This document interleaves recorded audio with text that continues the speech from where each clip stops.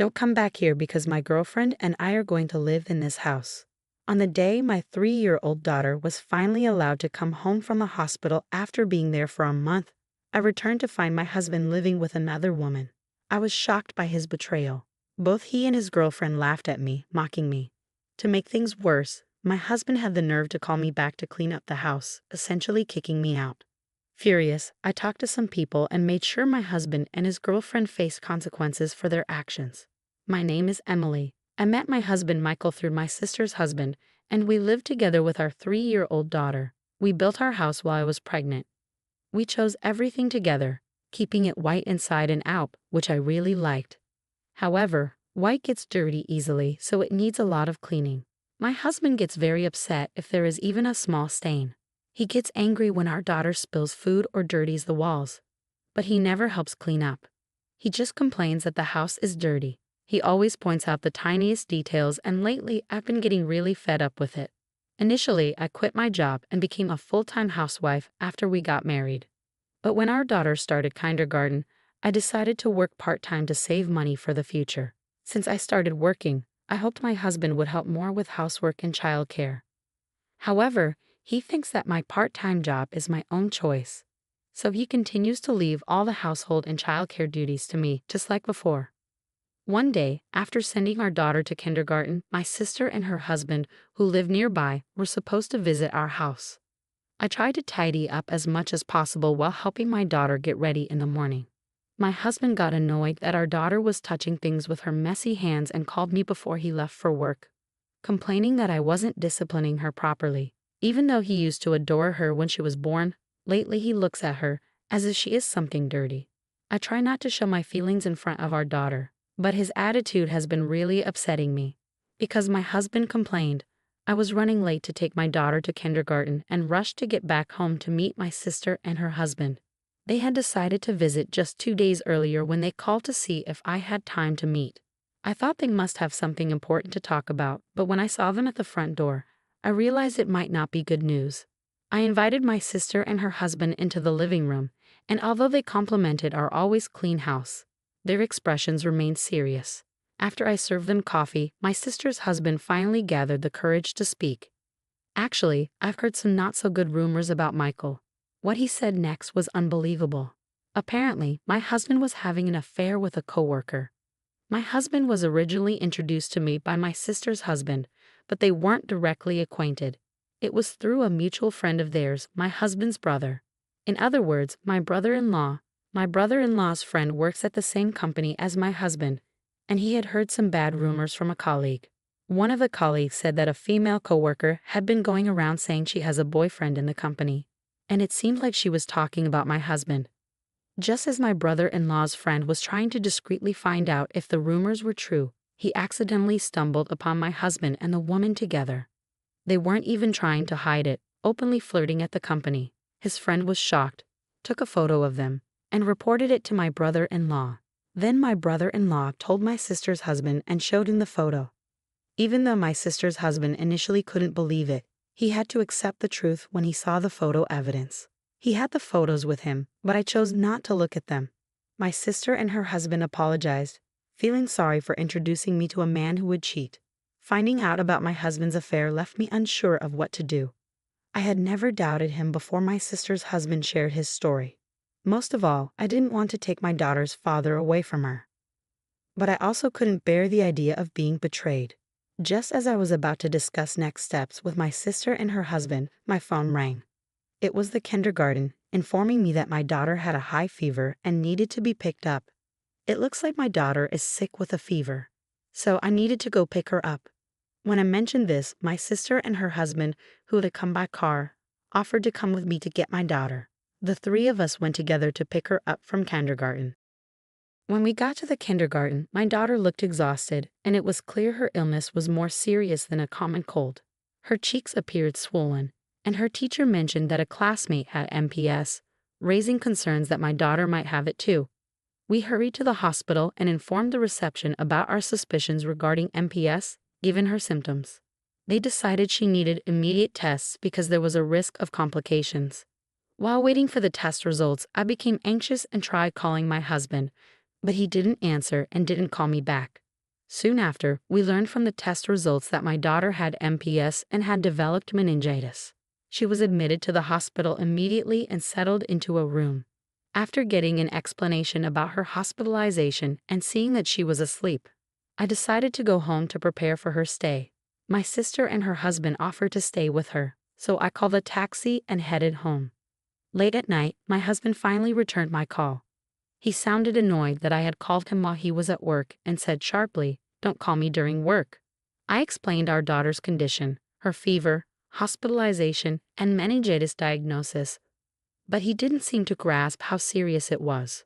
He responded dismissively, "You're with her at the hospital, so don't bother me with every little thing. I'll stay there for a while to be with her." "All right, I'll leave it to you," he said, and then abruptly hung up without expressing any concern for our daughter. As a result, my daughter stayed in the hospital for over a month. During that time, my sister, her husband, my parents, and even my in-laws visited us frequently, worried about her. Surprisingly, my husband never visited once. When it was time for my daughter to be discharged, I asked my husband to pick us up, but he refused, claiming he was too busy with work. I shared this with my sister, and she and her husband offered to drive us home instead. On the day of my daughter's discharge, my sister's husband drove us home. It was a relief to see my daughter back to her normal self after such a long ordeal. However, when we arrived home, I noticed my husband's car in the parking lot, even though he was supposed to be at work. Through the window, I could see the silhouette of a woman inside. My sister and her husband also saw it and were furious, convinced it was his affair partner. I stopped them from barging in, left my sleeping daughter with them in the car, and went inside alone. When I entered the living room, I saw a woman standing close to my husband, just as I had seen from outside the window. When my husband noticed me, he quickly moved away from her. But it was already too late. I had seen everything. "Hey, I'm back. Who's this?" I asked him. Instead of answering, my husband stepped in front of the woman as if to shield her from me. Ignoring my question, he demanded, "Why are you here?" I couldn't believe it. He had forgotten the day our daughter was supposed to come home from the hospital. "I told you today was the day she's getting out of the hospital," I insisted. "No way. You said it was tomorrow. You tricked me into coming back today." My husband's response made it clear he had been so focused on bringing his mistress home that he forgot about our daughter. The woman peeked around my husband, looked at me, and smirked. Then she remarked to him, "Is this your wife?" What a chubby old lady. Hearing that, my husband's attitude hardened as he declared, "Yeah, I've got a young and cute girlfriend now. We decided to live here together, so don't come back." He put his arm around his mistress, as if to emphasize their relationship. I recalled the moment my sister's husband had revealed the affair to me. Despite my initial hesitation about divorce, witnessing my husband's behavior during our daughter's hospitalization shattered any remaining love I had for him. He hadn't visited our daughter even once in the hospital, leaving me to handle everything alone while he took advantage of my absence to spend time with his mistress in our home. I had taken time off from my part-time job and was exhausted from running between the hospital and home. Instead of supporting me during this difficult time, he was flaunting his new relationship and demanding I stay away from our own house. I was forced to clean up after my husband and his mistress, who had the audacity to tell me not to come back home. Exhausted and unable to argue any longer, I quickly packed my things and returned to the car where my sister and her husband were waiting. As I left, my husband and his mistress laughed at me. In the car, I shared what had happened with my sister and her husband. They were ready to confront my husband, but I stopped them. I didn't want my daughter to witness a scene like that, so I asked them to take us to my parents' house instead. We found a warm welcome there, and my daughter gradually improved while staying with my parents. From the time our daughter started crawling, my husband seemed only concerned about cleanliness and rarely interacted with her. His affection for her was fleeting, and she likely doesn't have many memories of him being loving or attentive. She never expressed a desire to see her father or mentioned feeling lonely. I didn't have the energy to confront my husband when I left our house, but I couldn't let things continue like this. Now that my daughter was recovering and could possibly return to kindergarten, I started to consider what to do about my husband. One day, I got a call from him. Curious about what he wanted to say, I answered. He bluntly told me, "The house is dirty. Come back and clean it." Even though he should have been living there with his affair partner, It seemed like neither of them did any housework. My sister had mentioned she was young and likely hadn't lived on her own before, leaving household chores to her family. It was absurd for my husband, who had told me not to return, to now demand that I come back just to clean. His request struck me as incredibly selfish. I declined his request in disbelief. "You should clean your own house, or maybe that girl you're having an affair with can do it," I retorted, hanging up the phone. Despite my husband's persistent calls afterward, I ignored them all. I could only imagine his frustration on the other end, unsure of what would happen next. Later that night, after putting my daughter to bed with the help of my parents, I was folding laundry in the living room when I heard a commotion at the front door. Curious, I went to investigate. As I opened the door, I was shocked to see my husband and his affair partner standing there, completely soaked in red.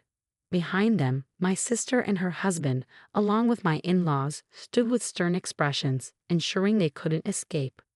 My husband and his affair partner apologized, saying, "We are truly sorry."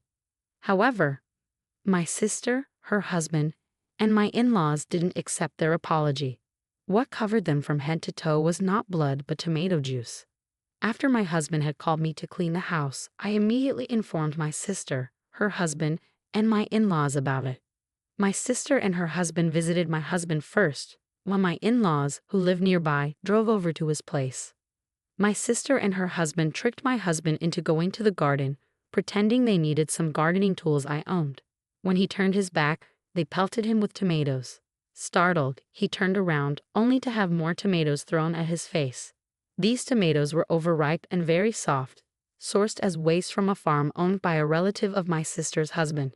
They wouldn't have caused much physical pain upon impact, but their squishy inside splattered easily, which clearly affected my husband, who prized cleanliness. My sister and her husband didn't give him a chance to react and continued throwing tomatoes. The tomatoes not only hit my husband but also splattered against the pristine white walls of the house, causing chaos. As this unfolded, my in-laws arrived on the scene. My husband was now being bombarded with tomatoes by my sister, her husband, and my in-laws. Amidst his panic screams and flailing, his affair partner, curious about the commotion, appeared in the garden. Without hesitation, she too became a target for the tomatoes. Attempting to flee back inside, she was forcefully pulled back out by my sister and ended up running alongside my husband in the garden. I overheard everything while on the phone from the moment my sister and her husband showed up at my husband's place. Every time the walls outside got dirty, my husband would scream sadly, and his affair partner would join in crying and panicking. Eventually, my sister, her husband, and my in-laws threw all the tomatoes they had brought. By then, the two of them had calmed down completely. They were then walked to my parents' house nearby. Even though I can never forgive what my husband and his lover did, hearing my husband's pitiful voice and the lover's cries made me feel a bit better. It was almost funny to see them both so desperate, apologizing to me. My sister's husband came up with this plan. After my daughter left the hospital, I began to doubt my husband's behavior during her stay. I decided to set up the baby monitor we used when she was little in our bedroom. I suspected that if my sister's husband was right, my husband might have been bringing his lover to our house while our daughter and I were away. I was anxious that the hidden baby monitor, concealed near a houseplant, would be discovered at any moment. Fortunately, neither my husband nor his lover found it, and it captured everything they did. Since the day my daughter was in the hospital, it seemed like my husband was living with his lover at our house part-time. Each time I returned home, I saved the recorded footage as proof. After my daughter left the hospital and I confirmed my husband's affair, I confided in my sister and her husband about the video evidence and sought their advice on what to do next. They suggested involving my in-laws first. My in-laws live about a 30-minute drive away and are usually calm people, unlike my husband who often gets angry. So with my sister and her husband, I took the evidence to my in-laws' house. At first, they found it hard to believe that their son could cheat. However, when we showed them the footage, they saw undeniable proof of my husband being intimate with his lover. They had no choice but to believe me. What's worse, my husband was heard saying hurtful things about our daughter, like how she just makes a mess and isn't cute at all, and that he wanted to throw both her and me out. This revelation made my in-laws furious. They wanted to confront my husband immediately. but my sister, her husband, and I convinced them to hold off for the moment. When my husband found out I knew about the affair, he became defiant. We didn't want to give in to his wishes for a quick divorce, so we discussed with my in-laws how to come up with a fitting punishment. Seeing the evidence on the video, my in-laws were also deeply hurt and immediately agreed to our plan.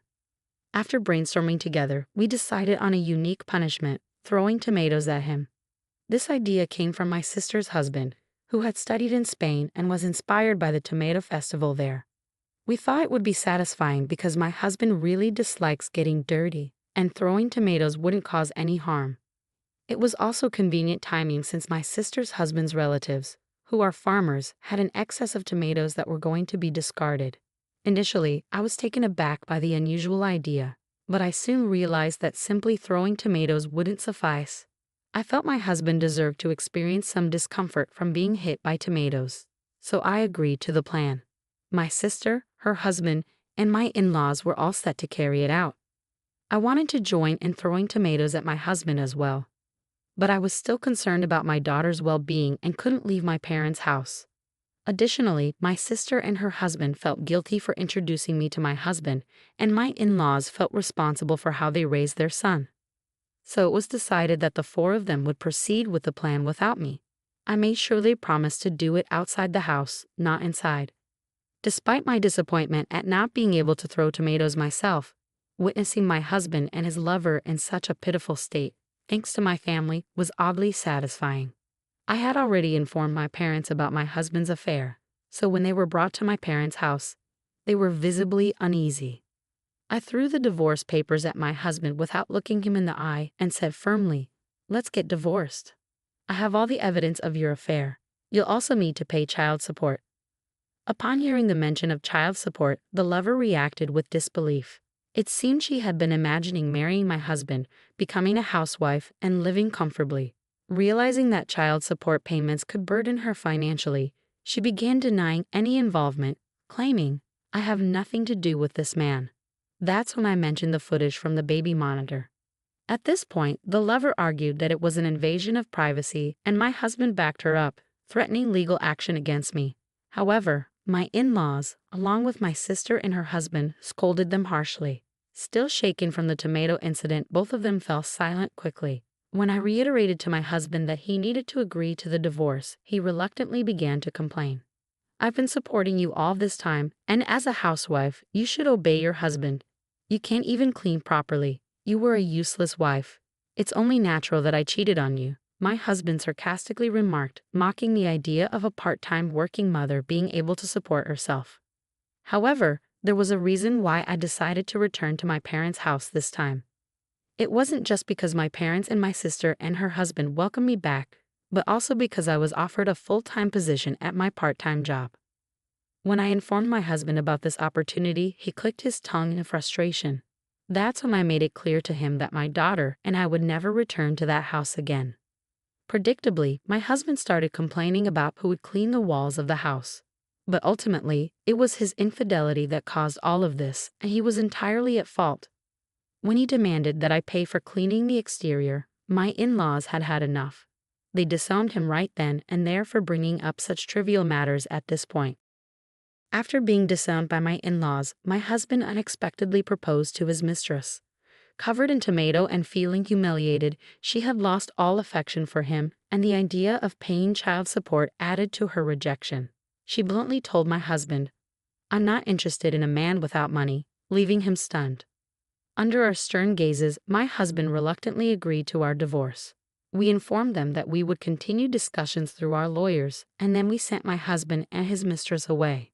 I'm not sure what they discussed on their way back, but apparently, they ended up angrily arguing and parted ways, cursing each other out.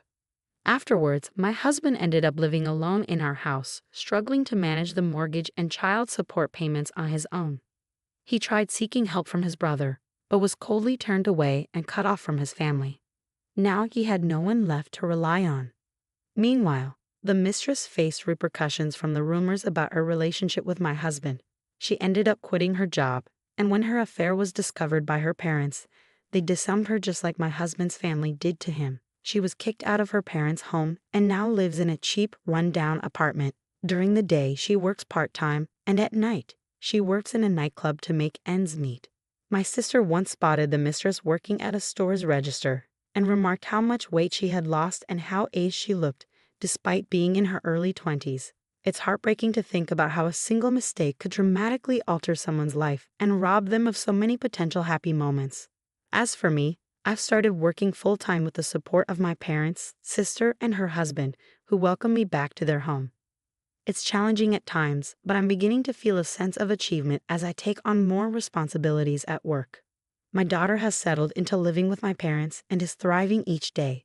When we lived with my husband, she struggled to get along with adult men, likely due to his yelling. Now, she's gradually overcoming that thanks to the kindness shown by my sister's husband and my father. Surrounded by a caring family, my daughter and I are now enjoying a peaceful and happy life.